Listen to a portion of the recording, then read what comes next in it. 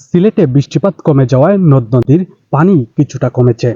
তবে প্রধান দুই নদী সুরমা ও কুশিয়ারার পানি এখনো বিপদসীমার ওপর দিয়ে প্রবাহিত হচ্ছে। তবে উজান থেকে বাটির দিকে পানি নামতে শুরু করায় সিলেট সিটি কর্পোরেশন সহ কয়েকটি উপজেলার নিম্নাঞ্চল নতুন করে প্লাবিত হচ্ছে। এতে পানিবন্দী মানুষের সংখ্যা আরও বেড়েছে।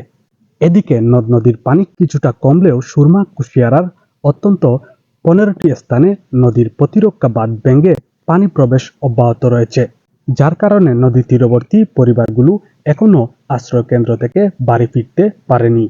এখন পর্যন্ত সিলেট সিটি কর্পোরেশনের 9টি ওয়ার্ড সহ সদর, কোম্পানীগঞ্জ, গোয়াইনঘাট, জৈন্তাপুর, কানাইঘাট, জকিগঞ্জ, বিয়ানীবাজার ও গোলাপকুচ উপজেলার 59টি ইউনিয়নের 6,09,733 জন মানুষ বন্যা কবলিত হয়েছেন। তবে নতুন করে বৃষ্টি না হলে বন্যা পরিস্থিতির আরও উন্নতি হবে বলে পানি উন্নয়ন বোর্ডের কর্মকর্তারা আশা করছেন। শামিল হোসেন, জি বয়েস 24।